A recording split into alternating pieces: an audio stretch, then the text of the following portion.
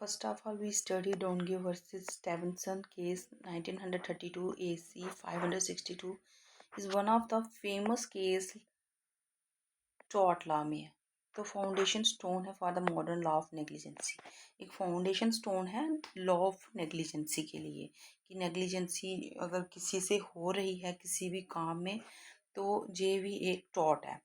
तो case brief जैसे है इसकी साइटेशन क्या है, साइटेशन में लिखना आपने Donoghue versus Stevenson 1932 AC 562 House of Lords court House of Lord UK year 1932। Fact क्या है इस केस में, इसमें फैक्ट क्या है इससे, तो मिसेस जो डोनेग्यू थी वो went cafe in places Scotland में जो था विद ए फ्रेंड, अपने फ्रेंड के साथ गई कैफे में एक।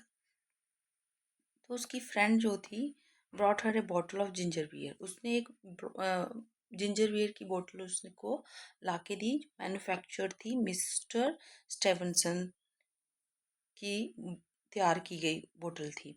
तो बोतल जो थी वो ओपेक थी, वो ट्रांसपेरेंट नहीं थी। तो when some of the contents जो थे वो पॉर्ड हुए उसके ग्लास में, तो रिमेन रिवील्ड डिकम्पोज स्नेल, उसने क्या रिवील हुआ उसमें कि एक डिकम्पोज स्नेल उसमें पड़ा हुआ था। After consuming part of the drink, Mrs. Donoghue suffered shock and gastroenteritis। तो मिसेस जो डोनेगी थी वो सफ़र हो गई, शॉक हो गई देख के और सफ़र हो गई, उसको गैस की प्रॉब्लम वगैरह शुरू हो गई। तो उसने स्यू किया स्टेविंसन के खिलाफ मैन्युफैक्चर फॉर डैमेजेस कि उन्होंने मैन्युफैक्चर गलत किया था और इसलिए उनको कंपनसेशन डैमेजेस का मिलना चाहिए। देयर वाज नो कॉन्ट्रैक्ट, उनके बीच में कोई कॉन्ट्रैक्ट नहीं था डोनेगी और स्टेविंसन के बीच में। सिंस हर फ्रेंड, उनके उसकी फ्रेंड लेके गई थी उसको उस कैफ़े के अंदर, उसने ही उसको बोतल जो है ख़रीद के दी थी, अपनी बोतल से उसको दिया था बियर। तो उसमें उसका कोई भी वो अपना रोल था नहीं, तो फिर भी उसने उसके मैन्युफैक्चरर के खिलाफ जो है स्यू किया। लीगल इशू क्या था, लीगल इशू क्या था कि मैन्युफैक्चरर जो था वो लायबल था नेग्लिजेंसी के लिए। इस नेग्लिजेंसी के लिए मैन्युफैक्चरर जो था लायर था to a consumer with whom no contractual relationship, no privity of contract, कोई कॉन्ट्रैक्चुअल रिलेशनशिप नहीं हुआ था दोनों पर्सनस के बीच में, कोई प्रिविटी ऑफ कॉन्ट्रैक्ट नहीं हुआ था, फिर भी वो लीगल लायबल हुआ इस काम के लिए। तो जजमेंट क्या आई कोर्ट से कि हाउस ऑफ लॉर्ड ने बोला कि स्टेफनसन जो है मैन्युफैक्चरर लायबल है इसके लिए। तो एक और जो जजमेंट आई लॉर्ड एटकिन की फेमस जजमेंट में उन्होंने बोला कि laid on neighbour principle, neighbour principle का ध्यान रखते हुए उनको मैन्युफैक्चरर को ये बनाना चाहिए था। तो नेबर प्रिंसिपल में जैसे बताया हुआ है कि रीज़नेबल केयर होनी चाहिए नेबर्स की, जो भी आपके दुकान में आएंगे उनकी केयर को देखते हुए ही आपको कोई भी चीज़ जो है मैन्युफैक्चर करनी है। तो क्लोजली एंड डायरेक्टली अफेक्टेड हुए थे उनके नेबर्स जो एक किस्म से नेबर ही हुए, जो कि कोई दुकान में आते हैं, फ्रेंड्स लाइक फ्रेंड्स। तो वाई वन सेट वन दो one out reasonably to have them in contemplation, तो एक कंटेम्प्ट बन गई उनके खिलाफ। तो रूल लेड डाउन, तो क्या रूल इस पे हुआ कि ड्यूटी ऑफ केयर की कमी थी, केयर से नहीं मैन्युफैक्चरर ने बनाया था, ड्यूटी ऑफ केयर थी to the ultimate consumer of their product, कि अल्टीमेट कंज्यूमर्स के लिए अगर कोई चीज़ बन रही है इतने कंज्यूमर्स ने कंज्यूम करनी है वो चीज़, एक ने तो चलो स्यू किया तो उससे सभी का भला हो गया एक किस्म से। तो ultimate consumer of their product हर एक ने उसको जब यूज़ करना है बहुत सारे लोगों ने, तो ड्यूटी ऑफ केयर की कमी हुई थी, नेग्लिजेंसी हुई थी। तो हैव दैम इन प्रोडक्ट में, तो this case established modern law of negligence. तो इस केस ने एस्टेब्लिश्ड किया मॉडर्न लॉ जो था नेग्लिजेंसी में, बियॉन्ड कॉन्ट्रेक्चुअल ऑब्लिगेशन, दोनों पर्सन के बीच में कोई भी कॉन्ट्रेक्चुअल ऑब्लिगेशंस नहीं हुई थी। तो इम्पोर्टेंस ऑफ द केस क्या था इसमें, इम्पोर्टेंट केस क्या क्या बना इसमें कि लैंडमार्क केस बना, जे एक लैंडमार्क केस बना, establish foundation of negligence law. एक फाउंडेशन बना नेग्लिजेंसी लॉ का, कि नेग्लिजेंसी में हम और क्या क्या चीज़ें डाल सकते हैं, नेग्लिजेंसी किस किस तरीके से इंसान से हो सकती है। तो ये भी एक टॉट है। तो इंट्रोड्यूस, इसमें इंट्रोड्यूस और क्या हुआ सेकंड नंबर पे इम्पोर्टेंट के इस केस में नेबर प्रिंसिपल इंट्रोड्यूस किया गया, later expanded into the general concept of duty of care. तो बाद में इसको बताया गया कि ड्यूटी ऑफ केयर की इसमें कमी थी। applied now manufacturers but also various fields of the thought। तो अब के टाइम में जे मैन्युफैक्चरर्स के ऊपर भी अप्लाई होता है और वेरियस फील्ड्स ऑफ थॉट्स में भी जे केस जो है अप्लाई किया जाता है। तो इन शॉर्ट हम बोल सकते हैं कि डोनेग्यू वर्सेस स्टेवेंसन जो थे 1932 AC 562 establish that a person whose duty of care. अगर कोई पर्सन जो है ड्यूटी ऑफ केयर करता है of their neighbours, that is those who are reasonably foreseeable, तो जिनको हम देखते नहीं है, to be affected by their acts omission, तो उनके हम एक्ट से ओमिशन हमें होता है, उनके एक्ट से हमें परेशानी होती है, दुख होता है। It is corner stone of negligence law. तो ये एक कॉर्नर स्टोन बना नेग्लिजेंसी लॉ में। नेक्स्ट है जैसे इसमें जो फ्लो चार्ट है इसका, तो नेक्स्ट है इसमें केस रायलैंड वर्सेस फ्लेचर। तो रायलैंड वर्सेस फ्लेचर जो है 1868 LR 3HL 330 court House of Lord UK में ये केस हुआ था। ईयर था 1868, साइटेशन थी LR 3HL 330। फैक्ट क्या था इसका, इस केस का, कि डिफेंडेंट जो फ्लेचर था उसने कंस्ट्रक्टेड किया reservoir on his land through independent contractor से। इंडिपेंडेंट कॉन्ट्रैक्टर से उसने अपने लैंड के ऊपर रिजर्वायर बनाया। तो beneath the site of the reservoir there were old disused mine shaft, कि उधर वहाँ पे एक ओल्ड डिसयूज्ड माइन शॉप थी, शेफ्ट थी, माइन शेफ्ट थी, where which were not properly block, जो कि ब्लॉक प्रॉपरली नहीं हो पाती थी उसके नीचे, रिजर्वायर के नीचे। When the reservoir was field, जब रिजर्वायर जो है था भर गया, वाटर जो था उसमें से थोड़ा थोड़ा बाहर आने लगा, शेफ्ट जो थी एंड द फ्लडर प्लेंटिफ राइनाल्ड, जो प्लेंटिफ था इसमें फरियादी, एक्टिव कोल माइन, उसकी जो एक्टिव कोल माइन थी, तो उसकी जो शेफ्ट थी, माइन की शेफ्ट थी, वो थोड़ी कुंडी होती है जैसे कुंडी, वो ढीली थी थोड़ी, उसमें से थोड़ा सा होल था, थोड़ा सा होल था, तो उसमें से जो पानी ऊपर से लीक हो रहा था वो उसमें से थोड़ा थोड़ा उसकी कोल माइन में घुसने लगा, थोड़ा थोड़ा धीरे धीरे करके। तो एट लास्ट क्या, प्लेंटिफ जो है उसकी कोल माइन जो है बह गई। तो प्लेंटिफ ने स्यू किया डैमेजेस के लिए काज बाई फ्लडिंग, कि फ्लडिंग की रिजर्वायर की से पानी गिर के, तो उसकी फ्लडिंग की वजह से उसको नुकसान हुआ है। तो प्लेंटिफ ने स्यू किया। इशू क्या बना इस केस में, कि whether a person who brings potentially dangerous substance, कि कोई अगर पर्सन पोटेंशियली डेंजरस सबस्टेंस जो है वो like water on to his land liable for damage, अपनी ज़मीन पे बनाता है तो वो ही लाइबल होगा डैमेज का, caused by its escape even without negligence, even उसकी नेग्लिजेंसी ना भी हो फिर भी वो लाइबल ठहराया जाएगा। जजमेंट क्या है इस केस में, कि हाउस ऑफ लॉर्ड जो थे हेल्ड फ्लेचर डिफेंडेंट, फ्लेचर जो डिफेंडेंट था स्ट्रिक्टली लाइबल, उसको स्ट्रिक्टली लायबल ठहराया गया, कि रिजर्वायर जो था उसने अपनी ज़मीन पे अपनी रिस्पॉन्सिबिलिटी पे बनाया था कि उनकी वजह से दूसरों को नुकसान नहीं होगा। तो Lord Cairns, Lord Cranworth developed rule of strict liability, तो इन्होंने रूल ऑफ स्ट्रिक्ट लाइबिलिटी को जो है डेवलप किया था। तो rule laid on strict liability में क्या होता है, कि एक पर्सन जो who for is own purpose के लिए जिसने काम किया है, कोई भी बनाई है कोई चीज, brings on is land and keeps anything likely mischief it escapes must keep at his peril, and if he does not, he is prima facie liable. सबसे पहले वही लायबल होगा जिसने अपनी लैंड पे कोई भी काम करवाया है. All damages which is natural consequence of its escape.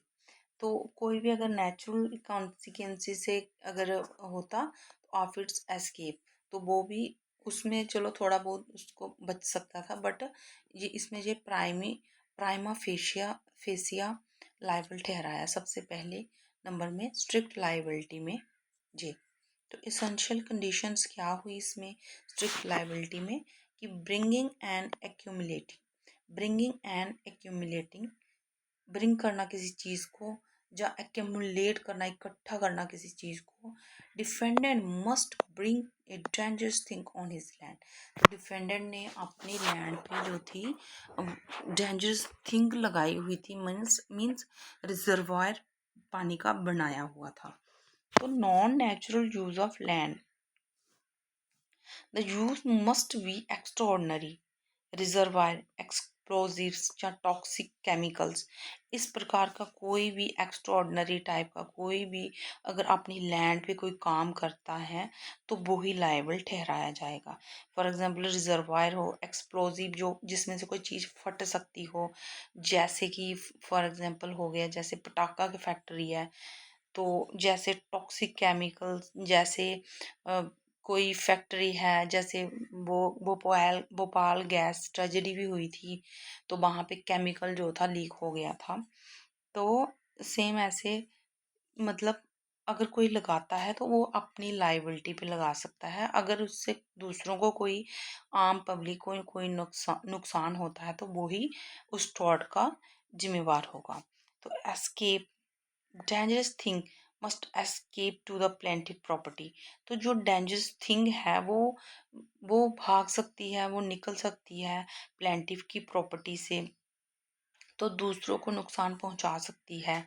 तो डैमेज जो है plaintiff must suffer damage as a result. तो प्लेंटिव को एज ए रिजल्ट जो है डैमेज का सामना करना पड़ रहा है. तो एक्सेप्शंस क्या है स्ट्रिक्ट लाइबिलिटी में, इससे कैसे बचा जा सकता है स्ट्रिक्ट लाइबिलिटी से. अगर कोई डिफेंडेंट बचना चाहे तो वो कैसे बच सकता है.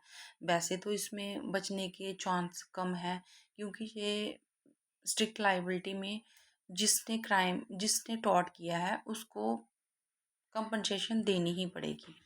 तो एक्सेप्शन जैसे देख लेते हैं कि डिफेंडेंट जो है नॉट लाइबल कैसे नहीं हो सकता, कि अगर प्लेंटिव्स ओन फॉल्ट हो, अगर प्लेंटिव का अपना फॉल्ट हो. डैमेज ड्यू टू प्लेंटिव्स एक्शन, अगर डैमेज जो है प्लेंटिव के ओन एक्शन से हुए हों, डैमेज जो है प्लेंटिव के अपने एक्शन से हुए हों, तो फिर डिफेंडेंट जो है बच सकता है. एक्ट ऑफ गॉड हुआ हो तो फिर भी वो थोड़ा बहुत बच सकता है, जैसे कि natural cause behind human control के बाहर जो होते हैं, जैसे कि अनप्रेसिडेंटेड रेनफॉल हो जाती है, अगर उस वक्त अगर अनप्रेसिडेंटेड रेनफॉल हो जाती तो बच सकता था डिफेंडेंट. कंसेंट ऑफ प्लेंटिव, कि एग्रीमेंट अगर हुआ था होता, अगर दोनों के बीच में कंसेंट हुआ होता तो फिर भी जो था डिफेंडेंट बच सकता था. कि प्लेंटिफ कंसेंटेड टू अकोमुलेशन, कि उन दोनों के बीच में कंसेंटेड हुआ है, अकोमुलेशन अगर उसने की है रिजर्वायर की, तो दोनों के बीच में कंसेंटेंट हुआ है.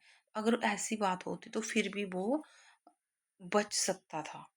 तो statutory authority means if act authorised by law, अगर जो एक्ट है वो अथोराइज्ड होता लॉ के द्वारा, अगर उसको परमिशन मिली होती कि अगर कोई डैमेज दूसरों को होगा तो उसमें उसकी कोई गलती नहीं है, तो फिर भी वो बच सकता था. Act of third party, intervention of by stranger, अगर थर्ड पार्टी कोई आके उसका रिजर्वायर तोड़ गई होती या खोल गई होती तो फिर भी वो बच सकता था, वो बोल सकता था कि मेरा कोई रोल नहीं है. कोई थर्ड पार्टी आई, बट उसके पास उसका प्रूफ भी होना चाहिए कि कोई थर्ड पार्टी आई और उसने आके इस रिजर्वायर को खोल दिया, इस कारण जो है मेरा नुकसान हो गया, दूसरे बंदे का नुकसान हो गया, प्लेंटिफ का। तो इन 5 कारणों से वो एक्सेप्शंस हैं स्ट्रिक्ट लायबिलिटी में कि वो बच सकता था। तो इम्पोर्टेंस क्या है इसमें कि establish the rule of strict liability in tort, कि टॉर्ट के अंदर जो है रूल ऑफ स्ट्रिक्ट लायबिलिटी जो है फॉल करती है। बेसिस जो है absolute liability in India developed in MC Mehta versus union of India 19 oleum gas leak case. जब ओलियम गैस लीक केस हुआ था, इसमें एब्सोल्यूट लायबिलिटी पाई गई थी। एब्सोल्यूट लायबिलिटी में कोई बच नहीं सकता, उसमें एक्सेप्शंस नहीं पाई जाती। तो स्ट्रिक्ट लायबिलिटी में फिर भी एक्सेप्शंस, जो 5 एक्सेप्शंस हैं कि इनको बता के जो है डिफेंडेंट बच सकता था, इस टॉर्ट से वो बच सकता था। बट एब्सोल्यूट लायबिलिटी जो थी, ओलियम गैस जो लीक हुई थी उसमें हज़ारों लोगों की डेथ हो गई थी और हज़ारों लोगों की हेल्थ इशू हो गए थे। तो इससे कोई एब्सोल्यूट लायबिलिटी पाई गई थी इसमें। इस ऐसी लायबिलिटी से कोई बच नहीं सकता, अपने आप को बचा नहीं सकता डिफेंडेंट। तो protects society from hazardous activities, तो प्रोटेक्ट करना चाहिए हमें सोसाइटी को हैजर्डियस एक्टिविटी से। अगर कोई भी ऐसा काम कर रहा है तो उसकी अपनी लायबिलिटी होगी, पब्लिक को उसे बचाना पड़ेगा, उसको उसके कामों से पब्लिक को हानि नहीं होनी चाहिए। तो इन शॉर्ट हम बोल सकते हैं कि रायलैंड वर्सेस फ्लेक्चर जो है 1868 LR 3 HL 330 lay down the rule of strict liability, इसमें स्ट्रिक्ट लायबिलिटी का रूल जो है पाया गया जजमेंट में। If a person keeps dangerous substance, अगर कोई पर्सन डेंजरस सब्सटेंस जो है अपनी लैंड पे रखता है तो दे एस्केप काजिंग डैमेज, तो वो खुद ही उसका डैमेज का लाइबल है, उस खुद ही उसकी जिम्मेवारी है। लाइबल इवन विदाउट नेग्लिजेंसी, अगर उसकी नेग्लिजेंसी है या नहीं है फिर भी वो लाइबल ठहराया जाएगा। तो next case brief Gloster grammar school verse case, Gloster grammar school case 14। तो कोर्ट है जो है year books 1410 Kings bench. YV citation क्या है इसमें, YV11H447, ईयर क्या था 1410। 1410 फैक्ट क्या था इसमें कि एक स्कूल मास्टर जो था उसने सेटअप किया new grammar school very close to an existing one Gloucester, Gloucester के पास ही उसने एक न्यू ग्रामर स्कूल जो था खोला। Because of this student left plaintiff school and the joint defendant school as he charged lower fees. तो इसके कारण जो स्टूडेंट थे वो चले गए वहाँ से प्लेंटिफ के स्कूल से, और डिफेंडेंट ने जो कम फीस लगाई थी उसके लिए, तो सारे बच्चे जो है उधर से निकल के दूसरे स्कूल प्लेंटिफ के स्कूल में चले गए। तो प्लेंटिफ जो था suffered financial loss due to his loss of student, due to loss of student he sued defendants for damages. तो उसने स्यू किया डिफेंडेंट के खिलाफ डैमेजेस के लिए, कि जो उसको डैमेजेस हुए हैं इसके स्कूल खोलने से। तो इशू क्या था इसमें कि इज़ द डिफेंडेंट लायबल, कि डिफेंडेंट लायबल है कि उसने स्कूल खोला है तो उसकी वजह से प्लेंटिफ के सारे बच्चे उसके स्कूल में चले गए हैं। इन टॉट opening in rival school which caused financial loss plaintiff, तो ये इशू जो है उत्पन्न हुआ। जजमेंट इसमें क्या आई कि कोर्ट ने पाया कि डिफेंडेंट वाज नॉट लायबल, कि डिफेंडेंट लायबल नहीं है, प्लेंटिफ ने जो केस किया है स्यू किया है तो डिफेंडेंट लायबल नहीं है। तो mayor competition and loss of profit does not give rise to the an action in tort। तो कंपटीशन है, लॉस ऑफ प्रॉफिट्स हो रहा है अगर किसी को, तो इसका कारण ये नहीं है कि अब दूसरे को हम जिम्मेवार ठहराएं, इस चीज़ के लिए डिफेंडेंट को जिम्मेवार ठहराएं। तो उसको भी पूरा राइट्स है अपना स्कूल एस्टेब्लिश करने का, जितना प्लेंटिफ को है। तो प्रिंसिपल ऑफ ले डोन, इसमें प्रिंसिपल क्या है कि damnum sine injuria, damage without legal rights, कि डैमेज तो हुआ है, राइट बात है कि डैमेज तो हुआ है उनको, प्लेंटिफ को, बट लीगल राइट उसके कोई इंजर्ड नहीं हुए, कोई लीगल राइट उसका इंजर्ड नहीं किया। उसने उसने अपना स्कूल खोला, उसने अच्छी फैसिलिटी दी उससे ज़्यादा, तो इसीलिए उसके स्कूल में बच्चे गए हैं। तो इसमें उसको उसका लीगल राइट कोई भी खराब नहीं हुआ। तो if there is actual loss और damage, no violation of legal right, no action lies. तो अगर कोई उसका लीगल इंजरी उसको हुई ही नहीं है तो कोई एक्शन जो है नहीं लिया जाएगा। तो इम्पोर्टेंस क्या हुई इस केस में, one of the earliest case, law of tort, सबसे पुराना केस था ये लॉ ऑफ टॉर्ट्स में।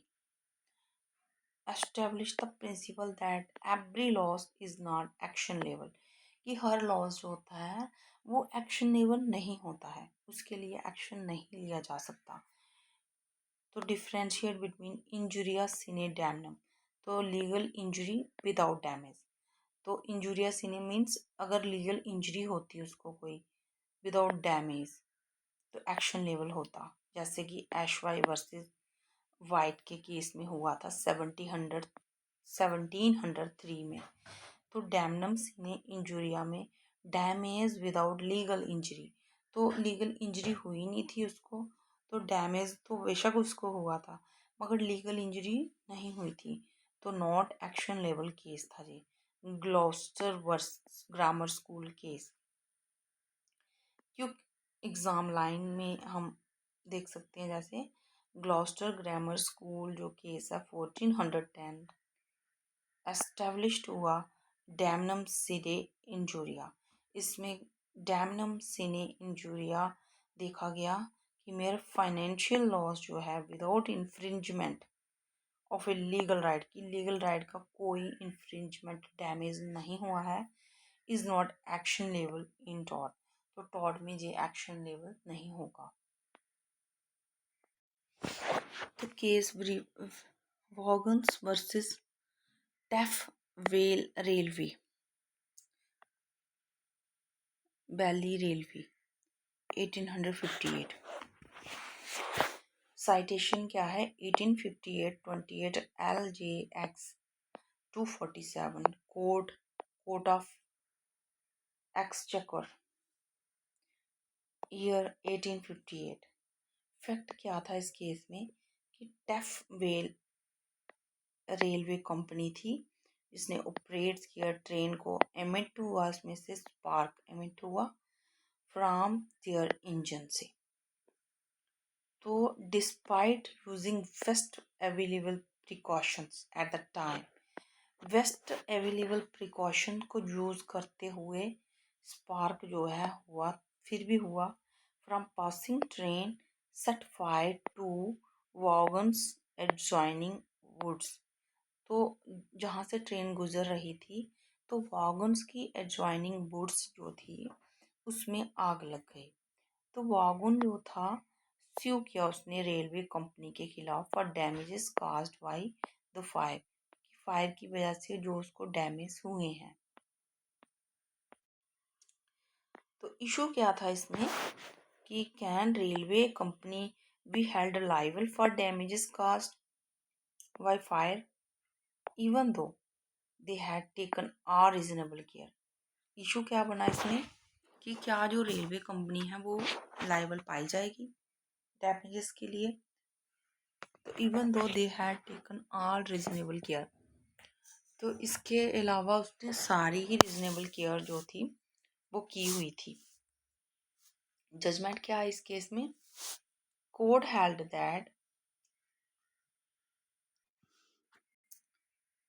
दैट रेलवे कंपनी जो है वाज नॉट लाइबल। तो कोर्ट ने जजमेंट दी कि रेलवे कंपनी इसके लिए लाइबल नहीं है, जो डैमेजेस जो काज हुए हैं इनएविटेबल एक्सीडेंट था, इनएविटेबल एक्सीडेंट था, जानबूझ के नहीं किया गया था। तो something that could not have been prevented despite reasonable care. तो कुछ चीज़ें ऐसी होती हैं कि जो प्रिवेंट नहीं कर सकता इंसान डिस्पाइट रीजनेबल केयर के अलावा भी। रीजनेबल चाहे उसने जितनी मर्जी केयर की हो तब भी वो उससे नहीं बच सकता। तो इसमें जो है रेलवे कंपनी की कोई भी गलती नहीं है। तो प्रिंसिपल इसमें क्या बनता है कि अगर कोई पर्सन जो है टेकन आर रीजनेबल प्रिकॉशंस, हर एक रीजनेबल प्रिकॉशन जो है वो लेते हुए चलता है, दैट एन एक्सीडेंट स्टिल अकर, फिर भी कोई एक्सीडेंट हो जाता है तो वो किसके अंडर आता है? इनएविटेबल एक्सीडेंट की। नो लाइबिलिटी अराइजेस, इसमें उसकी कोई भी लाइबिलिटी जो है अराइज नहीं होगी। तो the limits rule Ryland versus Fletcher strict liability. तो जो हमने पीछे केस पढ़ा जैसे रायलैंड वर्सेस फ्लेचर, उसमें स्ट्रिक्ट लाइबिलिटी थी, उसकी स्ट्रिक्ट लाइबिलिटी बनती थी, showing that liability does not extend to things beyond human control. कि कुछ जो चीज़ें होती हैं ह्यूमन कंट्रोल के भी अंदर होती हैं तो कुछ नहीं होती हैं। तो जो ह्यूमन कंट्रोल के अंडर है वो लाइबल है, तो जो ह्यूमन कंट्रोल के बाहर हैं वो लाइबल नहीं है। तो इम्पोर्टेंस क्या है इस केस की कि established the defence inevitable accident in tort law. तो डिफेंस में क्या पाया गया, डिफेंडेंट ने अपना डिफेंस कैसे किया कि इनएविटेबल एक्सीडेंट, कि उसकी इसमें कोई गलती नहीं थी। Shows that not all damages gives rise to liability, कि उसने बताया कि जो डैमेज हुआ है उसमें उसकी कोई भी लाइबिलिटी नहीं पाई जाती है। Balance individual rights with social necessity railway were public importance. तो बैलेंस करते हुए इंडिविजुअल्स उस इंडिविजुअल के राइट को और सोशल नेसेसिटी को देखते हुए ये पाया गया कि रेलवे जो है पब्लिक की इम्पोर्टेंस के लिए है, रेलवे जो है आम जनता की सेफ्टी के लिए है। तो रेलवे का कोई इसमें रोल नहीं है, इसके लिए रेलवे जो है लायबल नहीं ठहराई जाएगी। तो क्विक एग्जाम लाइन जैसे Vaughan versus step valley railway corporation 1858, if all reasonable care, अगर हर एक रीजनेबल केयर जो है taken and damage still occur, it is an inevitable accident, no liability. तो इसमें कोई लाइबिलिटी नहीं बनती। नेक्स्ट केस है Kasturi Lal versus Kasturi Lal Ralia Ram Jain versus state of UP. तो कस्तूरी लाल रालिया राम जैन, तो कोर्ट जो है इसमें supreme court of India 1965 air 1965 supreme court 1039 citation, court year citation. तो फैक्ट क्या बनता है इस केस में कि प्लेंटिफ जो कस्तूरी लाल था वो एक ज्वेलर था और उसका गोल्ड जो था वो सीज हो गया पुलिस के द्वारा ड्यूरिंग ए सर्च में। पुलिस कांस्टेबल जो है in charge miss appointment appropriated the gold fled to Pakistan. तो वो गोल्ड को लेकर पाकिस्तान में भाग गया। कस्तूरी लाल ने स्यू किया कि स्टेट ऑफ यूपी के खिलाफ for return of his gold और डैमेजेस, कि उसका जो चेकिंग वगैरह अगर मेरी हो गई थी, अगर मैं कोई भी मेरी गलती नहीं पाई गई तो मेरा गोल्ड वापस किया जाए। तो इशू क्या बना इसमें कि in the state liable is the state liable tortious act के लिए ऑफ इट्स एम्प्लॉयज हेयर, जहाँ जैसे पुलिस है committed during the course of employment, कि एम्प्लॉयमेंट के कोर्स पे ये जो एक्ट है कमिट हुआ है, वो ऑन ड्यूटी पे थे, कांस्टेबल ऑन ड्यूटी पे था, तो ये स्टेट की रिस्पॉन्सिबिलिटी बनती है या किसकी? इशू ये उठा। जजमेंट क्या है इस केस की कि सुप्रीम कोर्ट ऑफ इंडिया जो है उन्होंने पाया कि that state was not liable, state liable नहीं है इसमें, क्योंकि पुलिस जो है ऑफिसर्स वर एक्सरसाइजिंग सोवरियन पावर्स। तो वहाँ पे स्टेट जिम्मेवार नहीं है, वहाँ पे पुलिस के ऑफिसर ही जिम्मेवार है, जिनके अंडर जो जे एक्ट हुआ है, जे टॉट हुआ है। तो पावर ऑफ अरेस्ट, सर्च, सीजोर, तो ये उनका काम है, पुलिस ऑफिसर्स का काम है, ना कि इसके लिए स्टेट जिम्मेवार है। व्हेन रॉन्गफुल एक्ट जो है कमिट होते हैं in exercise of sovereign function, state is not vicariously liable. तो इसमें स्टेट लायबल नहीं ठहराई जाएगी। जैसे कि आर्मी के अंडर अगर कोई काम होता है तो उस आर्मी के वहाँ के ही कैप्टन वगैरह जो ऑफिसर्स हैं वही लायबल ठहराए जाएंगे, ना कि state. Principle laid on, principle क्या इसमें बनता है कि doctrine of sovereign immunity protect state. Sovereign immunity की डॉक्ट्राइन ने स्टेट को प्रोटेक्ट किया इसमें, कि पुलिस का जो बड़ा है, पुलिस का जो राजा है, बड़ा है, उसका जो चला रहा है पुलिस डिपार्टमेंट को, तो वही इसके लिए लायबल होगा। तो acts done white servants in the exercise of sovereign powers only when act is done in a non sovereign capacity, commercial, जैसे कोई कमर्शियल वर्क होता, ऑर्डिनरी फंक्शन होता, तो फिर स्टेट जो थी लायबल थी। बट ये तो पुलिस की वर्किंग है, पुलिस के अंडर जो उसके कांस्टेबल ने ये काम किया है, तो पुलिस की रिस्पॉन्सिबिलिटी इसमें बनती है, ना कि स्टेट की। तो इम्पोर्टेंस क्या है इसकी, कि reinforce the doctrine of sovereign immunity in India, कि रेनफोर्स हुआ इसमें doctrine of sovereign immunity India में, क्रिटिसाइज्ड हुआ for being unjust to citizens, criticise किया गया कि जो अनजस्ट हुआ सिटीजन के साथ। Later cases Nilabati Behera versus state of Orissa 19, common class union of India move towards limiting sovereign immunity and making state liable for violation of fundamental rights। तो इसके लिए फिर बाद वाले केसेस में स्टेट को जिम्मेवार ठहराया गया, उस केस में नहीं। बाद में जो केसेस ये हुए नीलावती बेहरा वाला, और इसमें स्टेट को जिम्मेवार ठहराया गया कि इसमें वन पर्सन के फंडामेंटल राइट जो हैं वो उनको हानि हुई है। तो कि एग्ज़ाम लाइन जैसे Kasturi Lal versus state of UP, state not liable. Wrongful acts, police in sovereign function, police उस वक्त सोवरियन फंक्शन पे थी, doctrine of sovereign immunity upheld.